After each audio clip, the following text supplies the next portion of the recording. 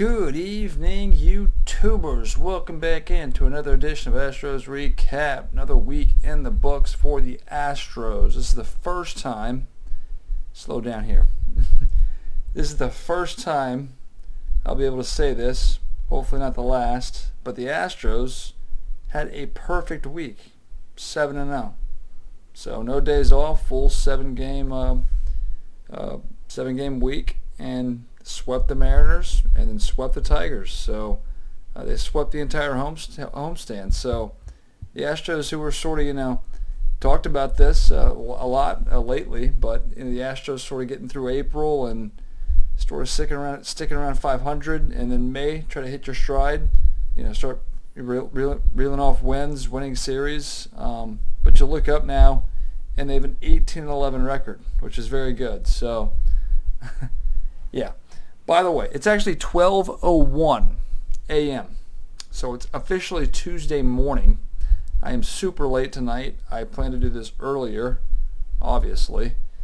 Things sort of I lost track of time. I was watching playoff basketball, so yes, I am extremely late, and I work tomorrow morning. So, but like I mentioned earlier as well, we try to keep these short and sweet. We just stick to talking points along the way. So the Astros, obviously, it's funny because a 7-game winning streak. Off day officially was yesterday now, but I really didn't feel like the Astros played that well. I mean, to be quite honest with you, the pitching was great, but offensively, we're still not really scoring a bunch of runs. We're scoring enough runs, but aside from the Wednesday game where they put up 7 runs and Sunday's game where they put up 5 runs, it was still very low-scoring games. But the pitching, you're talking about talking points. The pitching's the big story. The 6-man rotation that we've gone into, now we're going to get out of. We're going to get out of this. We're going back to 5-man rotation. In fact, Javier, who was put in the middle there as the third guy, came out of relief on Sunday. So obviously, we'll see what they do. But as of now, I'm going to expect a 5-man rotation.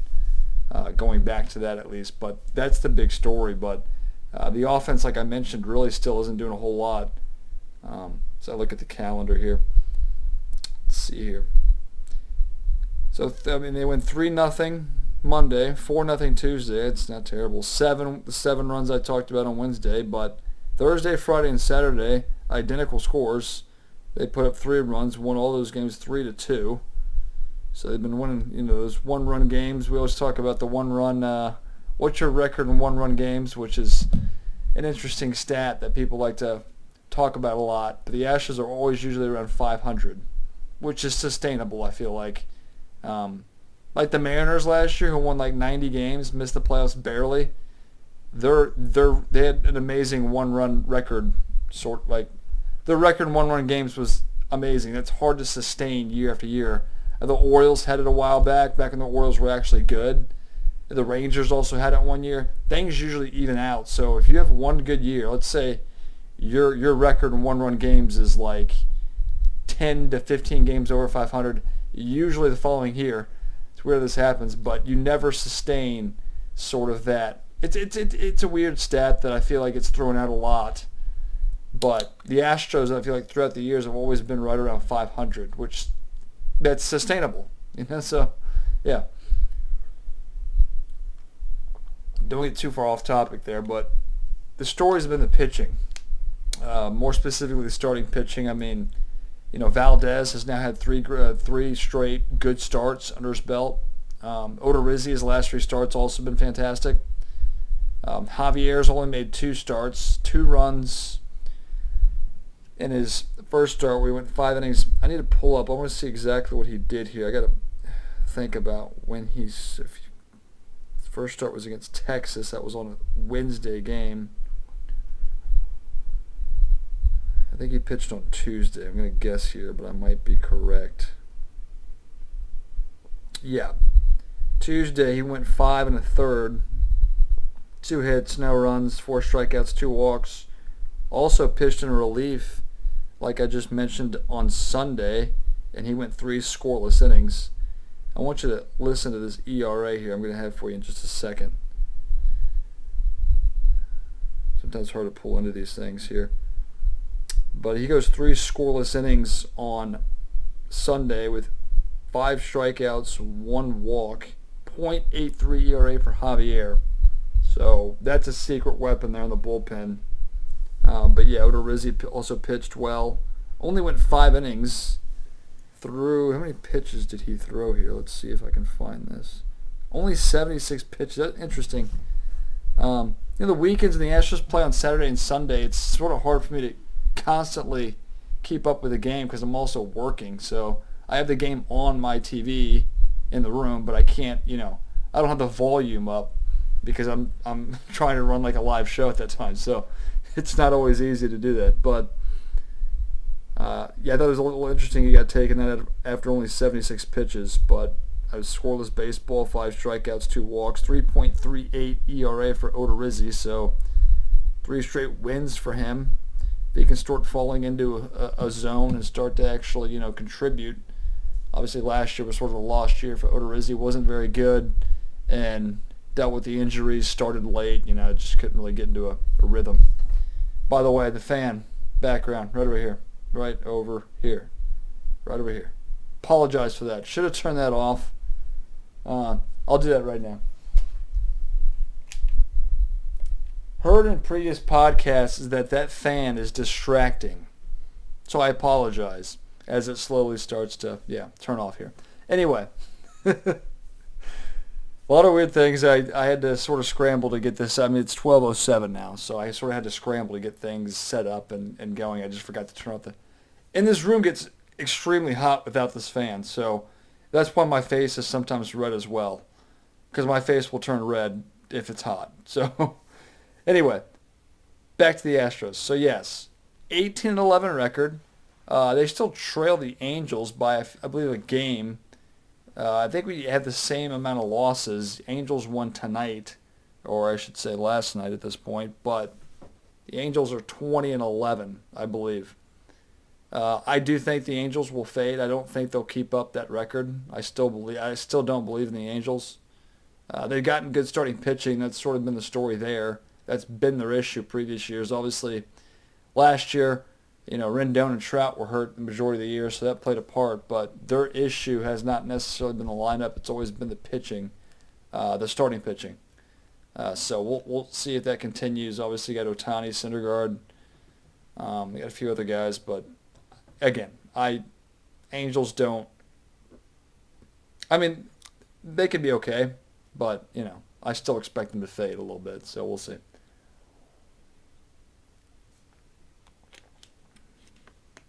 The bullpen, the Astros bullpen. So also doing well. Few things.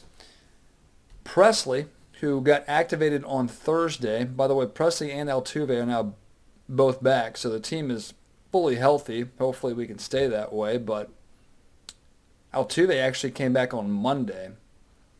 So the injury that took place on opening day, the home opener that was for Altuve, didn't look good as he, came off the field, but he was only out 2 weeks, so that was pretty good, and he looks fine. He's also hit a few home runs, so I think the average has gone up a little bit.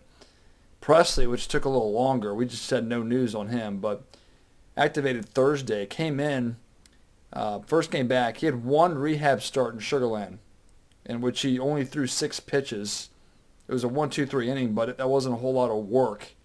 But that was all he got as far as rehab. So they sort of waited a day because I think that that rehab appearance was on Tuesday. Wednesday sort of waited. Thursday activated him and thrown right into the fire.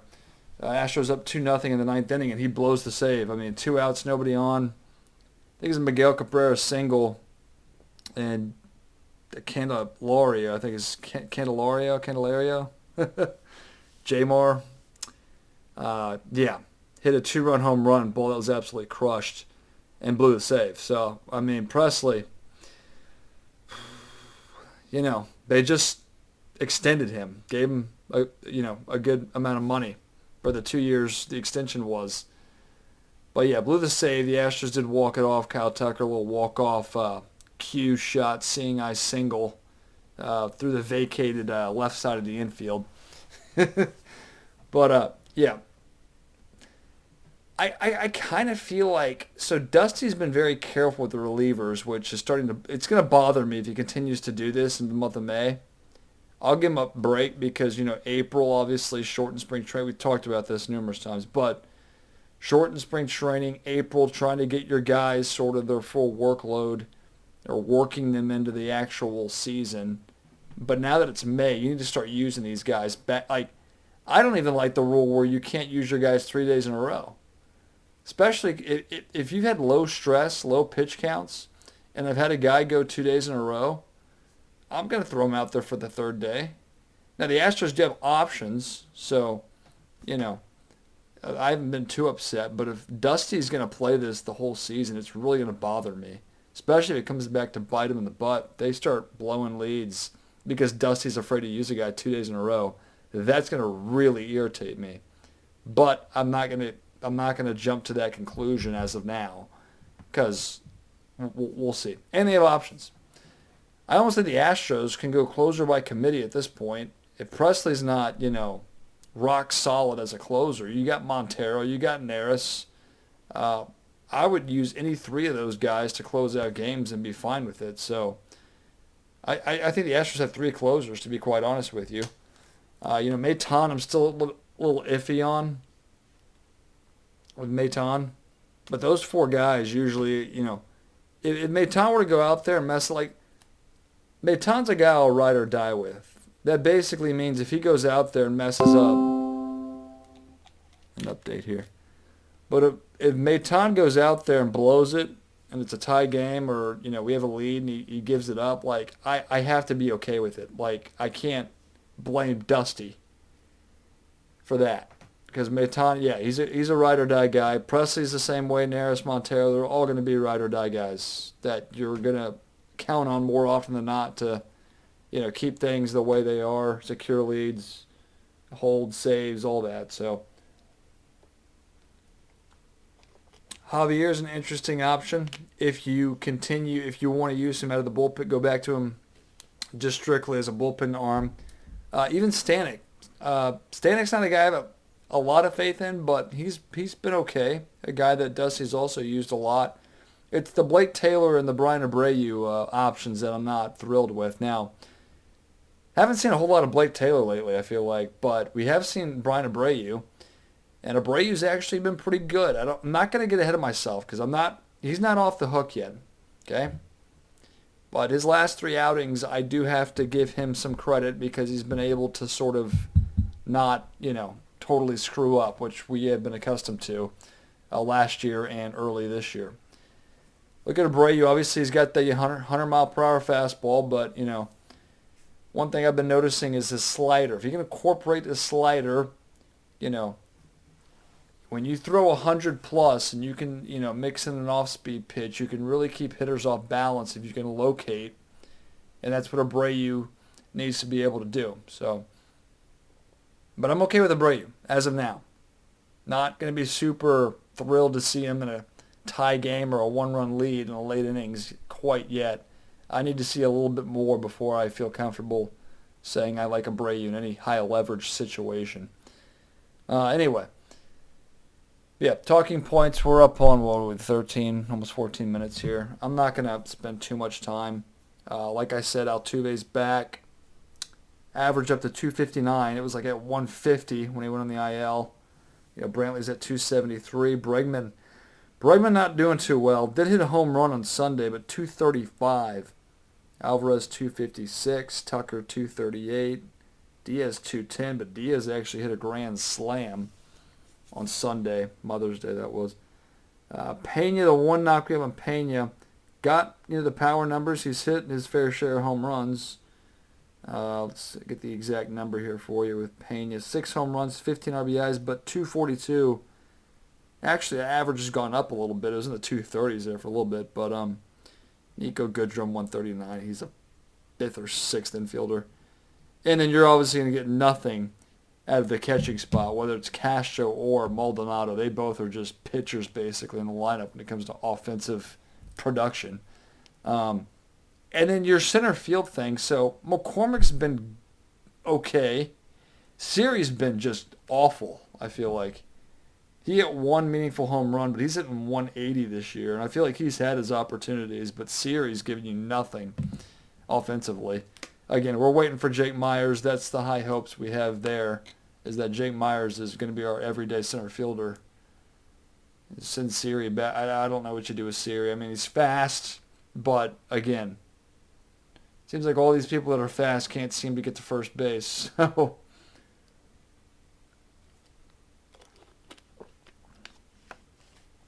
but yeah, I'm trying to think, obviously, I'm going to wrap things up here. The Astros play tonight. They'll play the Minnesota Twins, and then they'll, for 3, and then they'll go to Washington and play the the Nationals for 3. So, and then, yeah, we'll start in 3, 6, 9, 12, 13, 14, 15, 16 straight games before the next off day. So 9-game road trip, 7 at home, and then we'll end the month in Seattle and play our first series in Oakland as we go into June. But yeah, happy the way things are. Hopefully you got Verlander going tomorrow, so you'd feel good there. Twins have played good baseball this year as well. They're also 18-11, so can't knock the Twins. But we'll see how things go. I'm coming up here. It's time for me to sort of get things ready for bed. I got to work tomorrow morning, so I'll wrap things up there. Love to hear your comments below. Again, if there is staticky sound in the background, I never know until I listen to it, so I will apologize for that. But all that good stuff on YouTube. Like the video, share it with your friends. Appreciate the subscribers. Love the comments. Respond as warranted, but all that good stuff and fun stuff there is to do on YouTube. And I will talk to you next Sunday night is the plan. So yeah, we'll see you then, and I'll sign off for now.